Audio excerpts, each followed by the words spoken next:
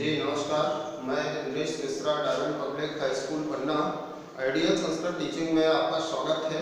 बच्चों, नवम कक्षा 9वीं क्लास आज हम देखेंगे अष्टमः पाठः 8वें पाठ लौह तुला यानी लोहे की तराजू का हिंदी अनुवाद। आप लोग किताब निकालेंगे और पेज नंबर मिला करके देखते जाएंगे हिंदी अनुवाद को। पेज नंबर आपको निकाल लेना है 56 पेज नंबर। अष्टमः पाठः लौह तुला, 8वां पाठ लौह तुला लोहे की तराजू। अयं पाठः विष्णु शर्मा विरचितं पंचतंत्रम् इति कथा ग्रंथस्य मित्रभेद नामक तंत्रस्य संपादितः अंशः अस्ति। यह पाठ श्री विष्णु शर्मा द्वारा रचित पंचतंत्र कथा ग्रंथ के मित्रभेद नामक तंत्र से संपादित अंश है। ये जो कहानी है, श्री विष्णु शर्मा ने जो पंचतंत्र की रचना की, श्री विष्णु शर्मा ने एक प्रसिद्ध कथा ग्रंथ कहानियों का संग्रह पंचतंत्र तैयार किया। पंचतंत्र के कथा ग्रंथ मित्रभेद, उन्होंने पंचतंत्र को 5 भागों में विभाजित किया। 5 भागों में से एक भाग का नाम था मित्रभेद। मित्रभेद नामक तंत्र से संपादित ये अंश है। अस्यां कथायां एकः जीर्णधर नामक वणिक विदेशात् व्यापारं कृत्वा प्रत्यावर्त संरक्षित न्यासरूपेण प्रदत्तां तुला धनिकात् याचते। इस कहानी में एक जीर्णधर नामक व्यापारी विदेश से व्यापार करके वापस आया और धरोहर के रूप में प्रदान की गई अपनी तराजू को मांगता है। परं च सः धनिकः वदति यत् तस्य तुलात् मूषकैः भक्षिता। किंतु जो धनवान था, जिसके पास उसने तराजू धरोहर के रूप में रखी हुई थी, वो धनिक कहता है कि तराजू तो चूहों के द्वारा खा ली गई। तत्सह वणिक धनिक पुत्रस्य पुत्रं स्नानार्थं नदीं प्रति नयति। तब वह व्यापारी जिसकी तराजू थी, वह उस धनवान के पुत्र को स्नान के लिए अपने साथ नदी ले जाता है। तम तत्र नीत्वा च सः एकस्यां गुहायां निलीयते। वह वहां जाकर के उस पुत्र को एक पर्वत की गुफा में छिपा देता है। प्रत्यावर्तिते सति पुत्रम अदृष्ट्वा धनिकः पृच्छति मम शिशुः कुत्रास्ति।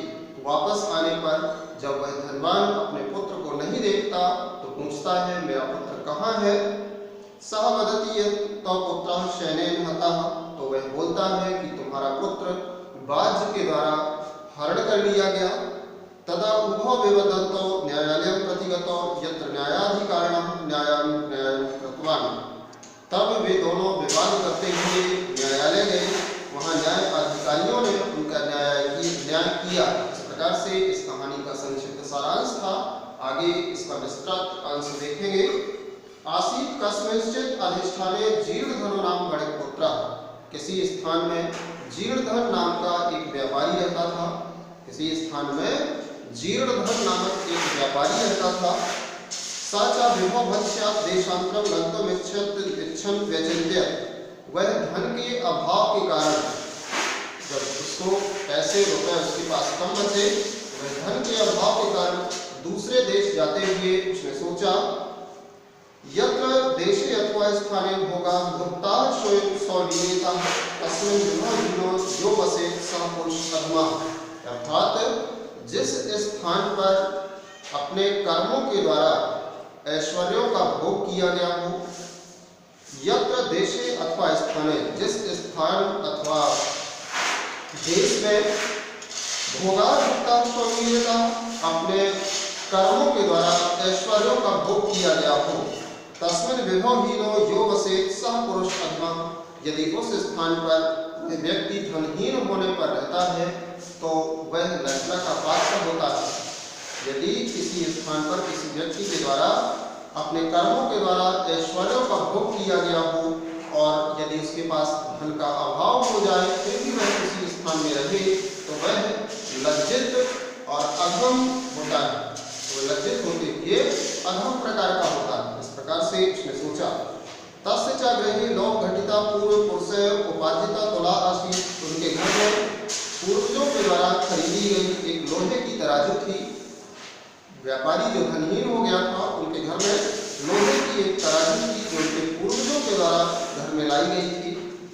तां च कस्यचित् कश्चित श्रेष्ठिनो ग्रहे निक्षेप भूतां कृत्वा देशान्तां स्थिता। वह उसको उस तराजू को किसी धनवान के यहाँ धरोहर के रूप में रख करके चला गया। ततः सोचिरं कालं देशान्तं यथेच्छा भान्त्वा पुनः स्वपुरम् आगत्य तं श्रेष्ठिनम् औदत्। भो श्रेष्ठिन दीयतां मे सा निक्षेप तुला।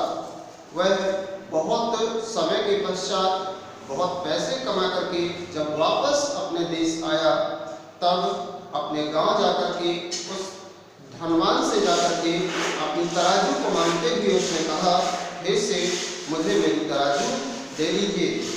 सो अवदत्त, तो वह बोला, भो नास्ति सा, अरे वह तो नहीं है, वह तराजू तो नहीं है। तो अदीय तुला भक्षिता, तुम्हारे द्वारा दी गई तराजू चूहों के द्वारा खा ली गई।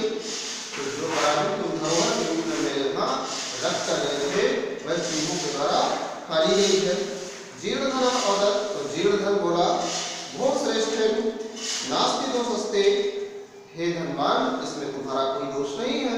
अगर चूहे उसको खा गए तो इसमें तुम्हारा कोई दोष नहीं है। यदि भक्षिता ईदृशा एवं अयम संसार, यदि चूहों के द्वारा खा ली गई है तो इसमें तुम्हारा दोष नहीं है, यह संसार ऐसा ही है। न किंचित अत्र शाश्वतम अस्ति, यहाँ कुछ भी शाश्वत नहीं है, अर्थात कोई भी ऐसी चीज नहीं है जो नष्ट होने वाली ना हो। परम अहम नद्यां स्नानार्थं गमिष्यामि, किंतु अब मैं स्नान के लिए नदी जाऊंगा। तब तुम आत्मीयं एनं शिशुं धनदेव नामानां मया सह स्नानोपकरणं हस्तं प्रेषयति। तब तुम अपने इस पुत्र धनदेव नामक पुत्र को मेरे साथ स्नान की सामग्री हाथ में लेकर नदी भेज दो। उन्होंने कहा, चलिए कोई बात नहीं, तराजू चूहों के द्वारा खा ली गई, कोई भी चीज यहाँ शाश्वत नहीं है, हर चीज को नष्ट होना है, किंतु अब मैं स्नान के लिए नदी जाऊंगा, तो मेरे साथ अपने धनदेव नामक पुत्र को नहाने की सामग्री हाथ में लेकर के नदी भेज दो। सहश्रेष्ठी स्वपुत्रम औदत्त, वह धनवान अपने पुत्र से बोला, वत्स पितृभ्यो अयं दो, हे पुत्र, ये तुम्हारे चाचा समान है। स्नानार्थम यास्यति, ये स्नान के लिए जाएंगे। तद अनेन साकं गच्छति, इसलिए तुम इनके साथ चले जाओ। अथ असौ श्रेष्ठी पुत्र धनदेवः स्नानोपकरणम् आदाय प्रहृष्टमनः तेन अभ्यागतेन सह प्रस्थितः। ठीक इस प्रकार से वह धनवान का पुत्र जो धनदेव था, नहाने की सामग्री हाथ में लेकर के प्रसन्न मन से उस अतिथि के साथ नदी चला गया। तथा अनुष्ठिते सबड़क स्नात्वा तम शिशुं गिरिगुहायां प्रक्षिप्य तद्वारं बृहत्शिलया आच्छादय सपुरं गृहम् आगता। वह ठीक उसी प्रकार से जैसा उसके साथ हुआ था, उस व्यापारी ने स्नान करने के बाद उस बालक को एक जंगल की गुफा में छिपा देता है और बाहर दरवाजे में एक पत्थर से ढक देता है और शीघ्र ही घर वापस आ जाता है। सहश्रेष्ठी पृष्ठवान, तब उस धनवान ने पूछा, भो अभ्यागत, अरे अतिथि, कथ्यतां पुत्र में शिशु यह तो व्यः सह नदीं गतः इति, कहाँ है वो मेरा पुत्र जो तुम्हारे साथ स्नान के लिए नदी गया था। सा अवदत्त, तो वह बोला, तो पुत्र नदी तटान सैनेन हतः, तुम्हारा पुत्र तो नदी के किनारे से बाज के द्वारा हरण कर लिया गया। श्रेष्ठी अवदत्त मिथ्यावादिन, धनवान बोला, झूठ क्यों बोलते हो। किम क्वचित सेनो बालम हर्तुं शक्नोति, क्या कोई बाज बालक को हरण करने में समर्थ होता है। तत्समर्पय में श्रुतम अन्यथा राजकुलीने वेदस्यामि इति, इसलिए मेरा पुत्र मुझे वापस लौटा दो, अन्यथा राज दरबार में मैं निवेदन करूंगा। सो अकथ्यत, तो उसने कहा, भो सत्यवादिन, अरे सच बोलने वाले, यथा से सेनो बालम न नयति, जिस प्रकार से बाज बालक को नहीं ले जा सकता है, तथा मूषका भी लौह घटितां तुलां न भक्ष्यन्ति, उसी प्रकार से लोहे की तराजू को चूहे नहीं खा सकते। जिस तरह से तुम कहते हो कि बाज बालक को नहीं ले जा सकता है, ठीक उसी प्रकार से लोहे की तराजू को भी चूहे नहीं खा सकते। तदर्पय में तुलां, तो मेरी तराजू दे दो। यदि दार्घ्येण प्रयोजनम, यदि अपना बालक चाहते हो तो। एवं विवदमानो तो द्वाअपि राजकुलम गतो, इस प्रकार से दोनों विवाद करते हुए आपस में झगड़ते हुए राज दरबार चले गए। तत्र श्रेष्ठी तारस्वर्ण अवदत्, वहां वह धनवान बहुत तेज चिल्लाते हुए बोला, भो वंचितो अहम, अरे मैं तो ठगा गया हूँ, वंचितो अहम, ठगा गया हूँ। अब्राह्मण्यम, मेरे साथ ये घोर अन्याय हुआ है। अनेन चौरणम शिशु अपहता इति, इस चोर के द्वारा मेरे बालक का हरण कर लिया गया है। अथ धर्माधिकारिणः तम वदन्, तो वहां पर न्याय करने वाले जो लोग थे उन्होंने कहा, भो समर्पिताम श्रेष्ठी सुता, इस धनवान के पुत्र को वापस लौटा दो। सो अवदत्, वह बोला, व्यापारी किम करोमि, मैं क्या करूं। पश्चितो में नदी तटास्यनेन शिशु अपहता, मेरे देखते देखते ही बाज के द्वारा बालक का अपहरण कर लिया गया।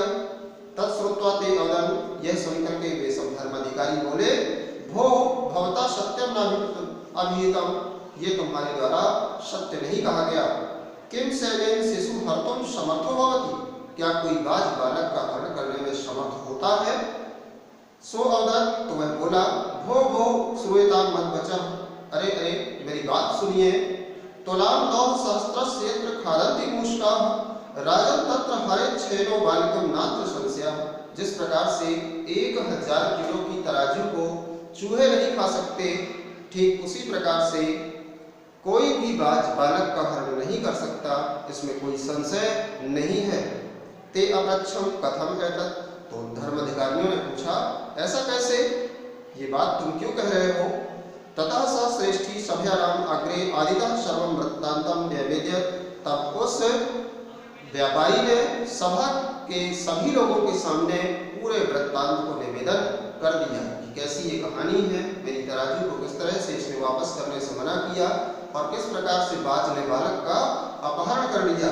ततः न्यायाधिकारिणः विहस्य, तब न्याय अधिकारियों ने हंसते हुए तो द्वापि संबुद्ध तुलाशिषु प्रदानेन दोषित बनता है, तब उन न्यायाधिकारियों ने हंसते हुए दोनों को समझा बुझाकर तोला और बालक दोनों चीजें वापस दिलवा करके दोनों को संतुष्ट करके भेजा। इस प्रकार से लौह तोला इस पाठ का हिंदी अनुवाद था। आगे इसका अभ्यास कार्य करवाया जाएगा। तो आज के लिए इतना ही, कल मिलते हैं। धन्यवाद।